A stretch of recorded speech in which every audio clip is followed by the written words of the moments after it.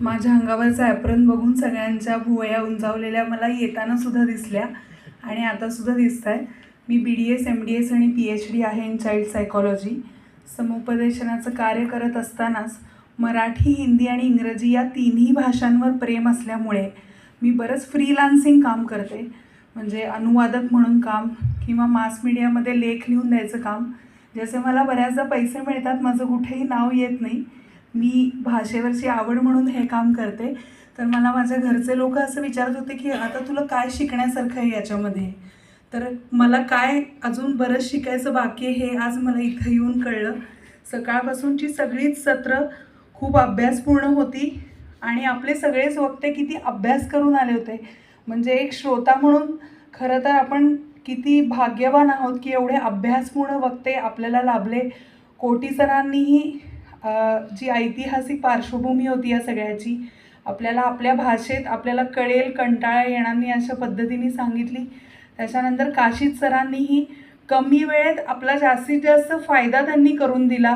त्यांच्या व्यस्त दिनक्रमातून वेळ काढून आपल्याला अत्यंत चांगलं अनुवादाविषयीचं ज्ञान त्यांनी दिलं. मग आपण सगळे जेवणाकडे पळालो. जेवणाची व्यवस्था पण खरंच छान होती आणि आज मला बरेचसे वेगवेगळ्या क्षेत्रातले मित्रमैत्रिणी पण मिळाले. जनरली आमच्या डॉक्टर्स लोकांच्या कॉन्फरन्स ज्या असतात त्याच विषयाशी संबंधित असतात. पण आज मला बऱ्याच पाली विषयावरचे विद्यार्थी भेटले आणि आपल्या लोकल युनिव्हर्सिटीमध्ये एवढ्या चांगल्या प्रकारचं काम चालतं हे आज मला स्वतः सोलापूरची असून कळलं. युनिव्हर्सिटीचे खरंच खूप आभार. आधी पण आम्ही युनिव्हर्सिटीत आलेलो आहोत. मी इथं केगाव इथंच माझ्या विषयाची विभाग प्रमुख आहे.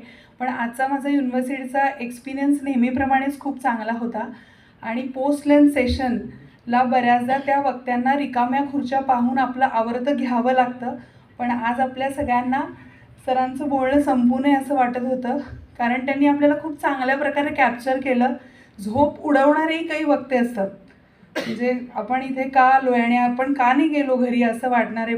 पण सरांचं लेक्चर असं होतं की अजून आपण 7पर्यंत पण सगळे ऐकू शकतो. त्यांनी खरोखरच या विषयातला फ्युचर स्कोप आणि पैसे आपण कसे कमवू शकतो, आपण इथे सगळे आपापल्या क्षेत्रात पैसेच कमवण्याच्या दृष्टीने ज्ञानार्जन करतो आहे. पण सरांनी अत्यंत प्रिसाईज गोष्टी आपल्याला सांगितल्या ज्या आपण प्रॅक्टिकली खरंच नंतर वापरू शकू. इथल्या सर्व गुरुजनांचे, कांबळे सरांचे, बोल्ली मॅडमचे, रुगे सरांचे आणि आपल्या वक्त्यांचे, ननवरे सरांचे खूप खूप आभार. आणि आपल्या सगळ्यांशी भेटून मला आनंद वाटला. जय हिंद, जय महाराष्ट्र.